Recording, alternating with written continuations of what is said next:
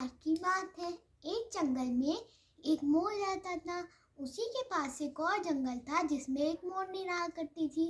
एक दिन मोर अपने जंगल से भटक गया और मोरनी वाले जंगल में चले गया। वहाँ उसे मोरनी मिली तो मोर ने कहा, मोरनी क्या तुम मुझसे शादी करोगी? तो मोरनी ने कहा, हाँ मैं करूँगी, लेकिन क्या तुम्हारे पास कोई दोस्त है? तो मोर ने कहा, नहीं मेरे पास तो कोई भी दोस्त नहीं। तो मोरनी ने कहा, पहले जाके अपने जंगल में अपने कुछ दोस्त बनाओ, उसके बाद ही मैं तुमसे शादी करूंगी। तो मोर अपने जंगल में चले गया और वहां जाके उसने 3 दोस्त बनाए। एक बहुत तेज चिल्लाने वाली चिड़िया, एक कछुआ और एक शेर। अब उसके पास 3 दोस्त हो गए थे। अब वो फिर से उस जंगल में गया और मोरनी को ढूंढने लगा।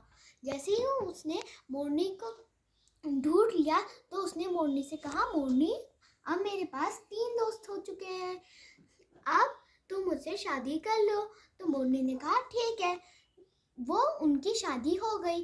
फिर उन्होंने एक पेड़ के ऊपर अपना घोंसला बनाया। उसी के नीचे उनकी वो ची ची करने वाली चिड़िया भी रहती थी। उसी के बगल में एक तालाब था जिसमें उसका दोस्त कछुआ रहता था, और उसी के बगल में एक गुफा थी जिसमें उसका दोस्त शेर रहता था। तो वे तीनों पास पास ही रहते थे मोर के। एक दिन वहाँ जंगल में एक शिकारी आया। उन्हें सुबह से शिकार करने को कुछ भी नहीं मिला था, लेकिन वो थक के उस पेड़ के नीचे बैठ गए जिसमें मोर और मोरनी का घोंसला था।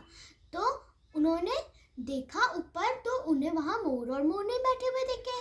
तो उन्होंने गोली चलाई, और लेकिन मोर और मोरनी वहाँ से उड़ गए और नीचे आ गए।